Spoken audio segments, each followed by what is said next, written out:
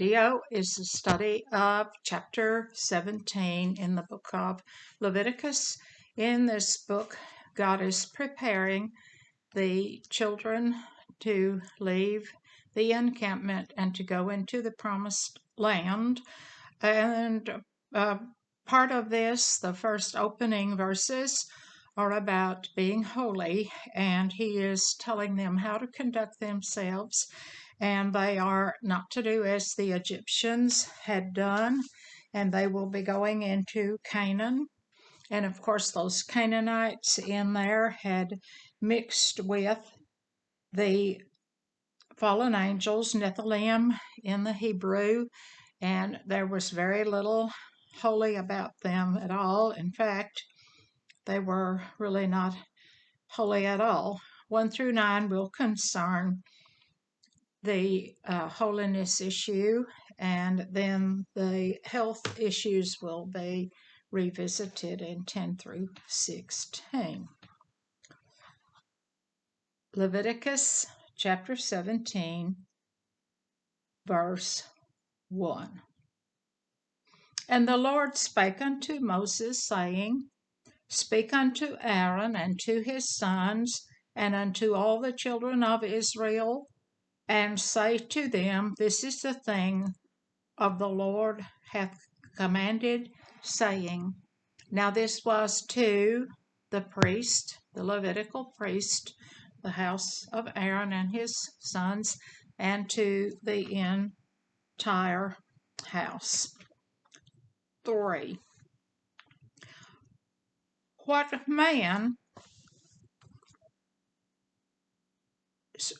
man soever there be of the house of Israel that killeth an ox or a lamb or a goat in the camp, or that killeth it out of the camp, and bringeth it unto the door of the tabernacle of the congregation, is to offer an offering unto the Lord before the tabernacle of the Lord. Blood shall be imputed unto that man, he shall shed blood, and that man shall be cut off from among his people.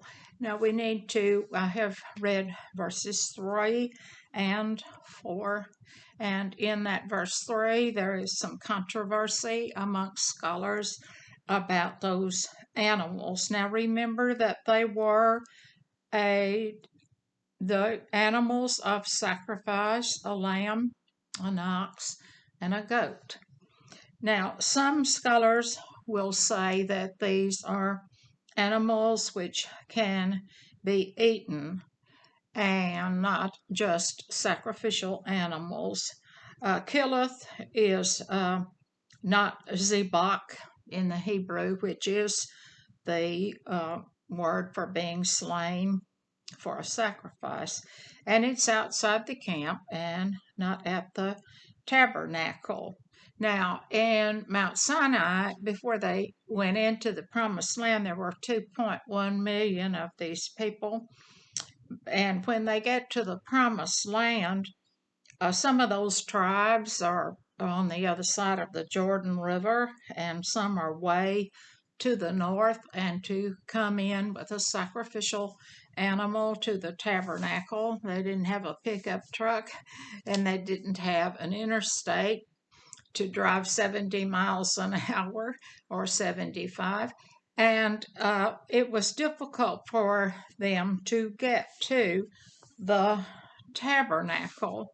Now, these are it would have been highly impractical. So these kinds of offerings, these animals that are mentioned here, are the peace offerings or the shalem offerings. And those are, if you remember back to earlier studies in this chapter, they can be eaten. But if there were a sin that needed to be atoned for, then the sin offering would have to have been made up ahead. Now, killeth, that word I said is not the word zebach, for being slain for sacrifice. And Dr. Bollinger in his work says there's an ellipsis or a missing part. Okay, but now to be used in a sacrifice, it had to be a clean animal, and all three of these mentioned are clean animals. Uh, and I am going to side with those scholars who will say that these are not animals to eat, but they are animals that had to be killed wherever they were there because of the difficulty of getting to the door of the tabernacle once they got into the promised land. I'm going to reread verse 4. And bringeth it not to the door of the tabernacle of the congregation to offer an offering unto the Lord before the tabernacle of the Lord, blood shall be imputed unto the man, for he hath shed blood, and that man shall be cut off from among his people. Now, that Corban there, imputed blood, means this is a man guilty, and he is a man who has shed blood, and that means he is a murderer, and that means cut off, means that he will be exterminated. Verse 5, to the end that the children of Israel may bring their sacrifice which they offer in the open field, even that they may bring them unto the Lord, unto the door of the tabernacle of the congregation, unto the priest, and offer them for peace offerings unto the Lord. Once again, this is an offering that is a peace offering. And through the next two verses, God is trying to teach these people to root out any idolatry worship and any sacrificial to some idol or some small god.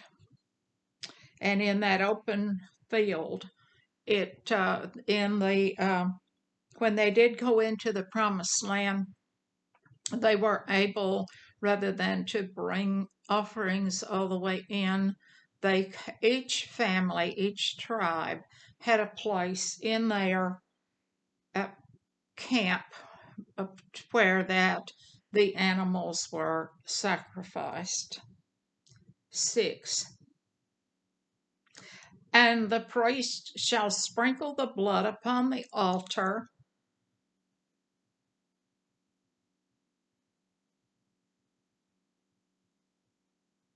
of the Lord of the door of the tabernacle at the congregation, and burn the fat for a sweet prayer unto the Lord. And they only burned the fat. 7. And they shall no more offer their sacrifices unto devils, after whom they have gone a whoring. Now that's a strong word, and God has used it, and that's how he sees those who would dabble in false worship.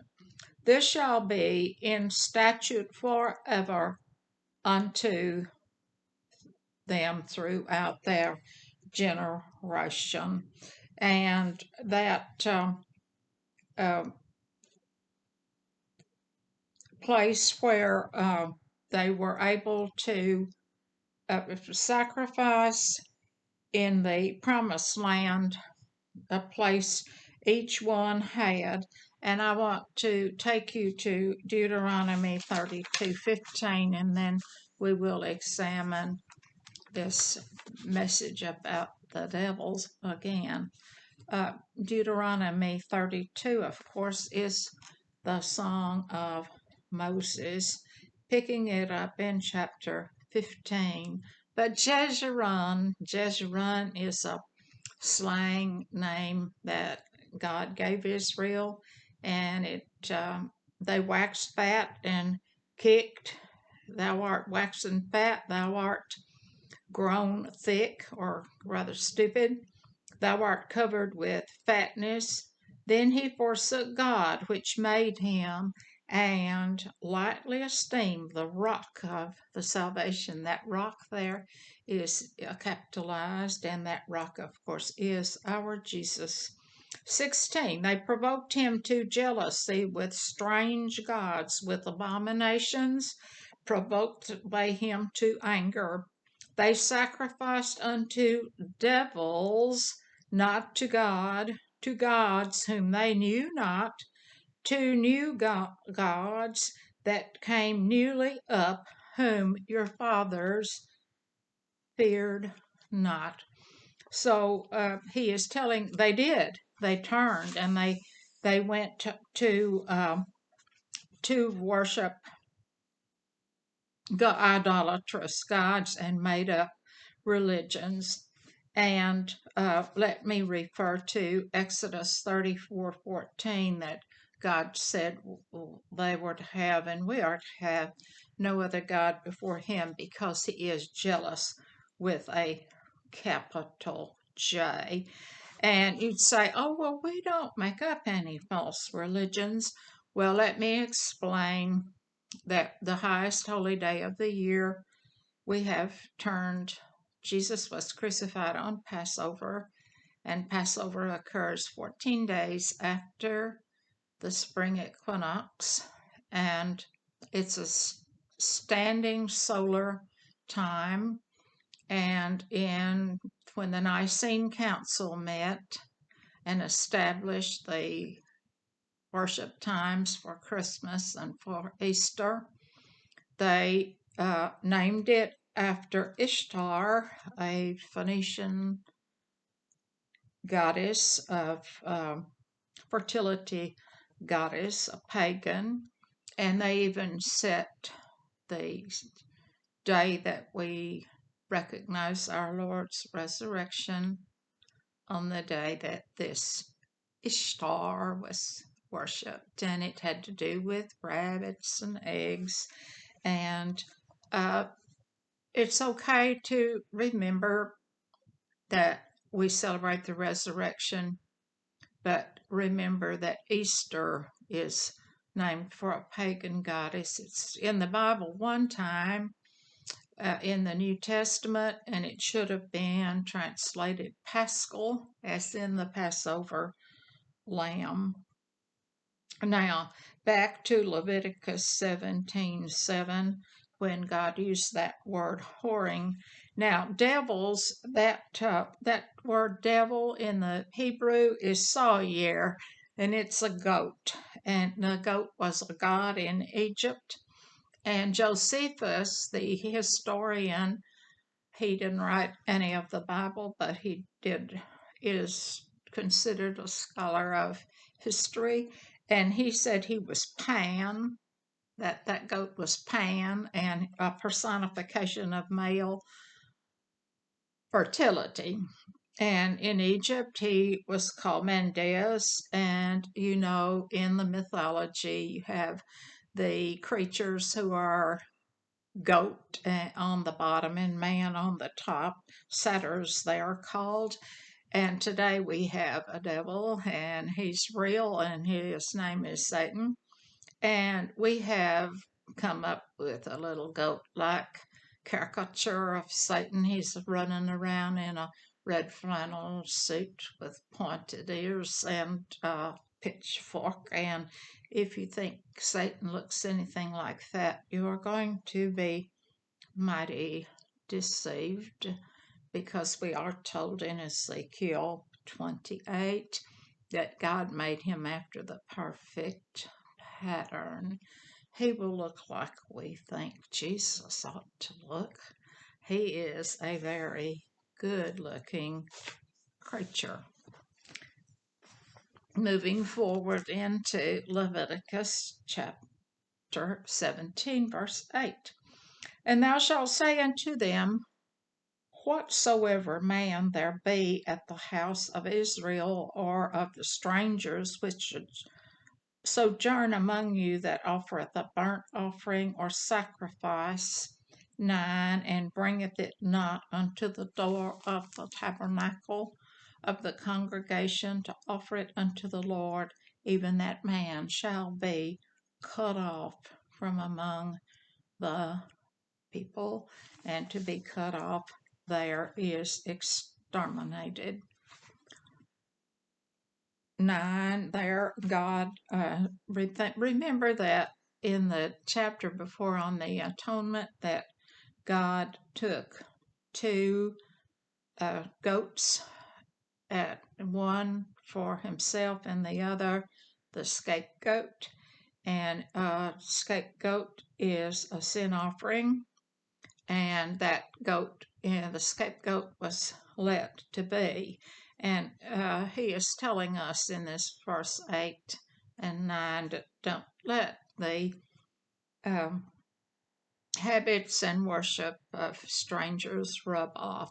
And that was one of the problems that Solomon had. He married all those foreign wives and allowed them to bring in altars and sprinkle them around over the hills, and even he himself began to worship them. Now, 10, we are going to return to the food laws.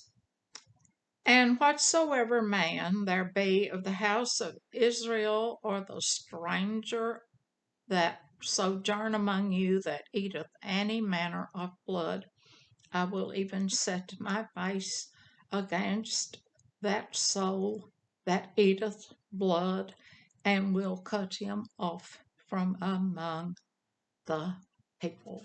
Now, that the animal, the blood, is considered nefesh in the Hebrew. It means the soul, and the souls are life. That blood is the life of the animal, and of course they were told in the book of Leviticus 11 how to properly slaughter an animal. And of course, it would have been even more important in that day with no refrigeration. But when an animal is slaughtered, then it must be bled. And if that blood is allowed to stay in the flesh, it will putrefy very quickly and make you very sick. Verse 11, for the life of the flesh is in the blood, and I have given it to you upon the altar to make an atonement for your souls, for it is the blood that maketh an atonement for the soul. And we are not to eat blood. That blood, remember, was put on the altar and sprinkled and atoned for sin. And of course, blood is important in our salvation because it was the blood of Jesus that was poured out for our atonement and our forgiveness of sin today. 12. Therefore I said unto the children of Israel, no soul of you shall eat blood, neither shall any stranger that sojourneth among you. I repeated that verse because I wanted to point out that not only was this considered an extermination, cut off punishment for an Israelite, but also for someone who might be a stranger living there. 13, and whatsoever man there be of the children of Israel, or of the strangers that sojourn among you, which hunteth and catcheth any beast or fowl that may be eaten, he shall even pour out the blood thereof and cover it with dust. In other words, he was to prevent that blood from being desecrated. It was to be poured out and to be covered. 14, for it is the life of the flesh, nephesh, in the Hebrew, the blood of it is for the life thereof. Therefore I said unto the children of Israel, ye shall eat the blood of no manner of flesh. For the life of all flesh is the blood thereof. Whosoever eateth it shall be cut off. Now, this was um, an important part of the laws, and it had to do with the fact that that blood was considered the life of the animal, and it bore an extreme penalty. And of course, some pagans back in time, uh, and they might run into those among those Canaanites, would kill a lion and drink its blood in the hope that they could have the courage and the strength of the lion through drinking the blood. 15. And every soul that eateth that which died of itself, or that which was torn with beast, whether it be one of your own country or a stranger, he shall both wash his clothes and bathe himself in water, and be unclean unto the even, then he shall be clean. Now, this is uh, coming upon a beast that has died, found dead. Now, Exodus 23:31 tells us that if they come upon an animal that has been torn to pieces by beasts, that they can give it to the dogs. And then that rule was amended in Deuteronomy 14:21, and that passage tells us that they could sell that animal to a stranger, or they could give it away. They could not eat it themselves. And as you know, eating a animal that you find dead somewhere could be dangerous to the health. 16. But if he wash them not, nor bathe his flesh, then he shall bear his iniquity.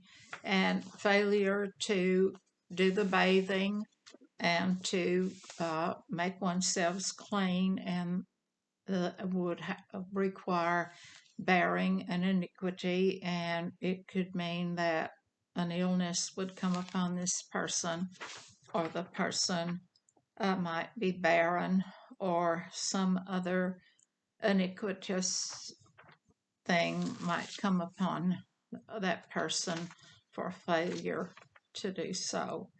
This is an important chapter in that it is God telling those people who are going in to be very careful to worship in the way that He would have them worship, and to be very cognizant of the fact that they would be coming out of Egypt, where they had seen pagan worship, and they would be going into Canaan, where they would see all manner of unholiness and idol worship, and they were not to follow suit.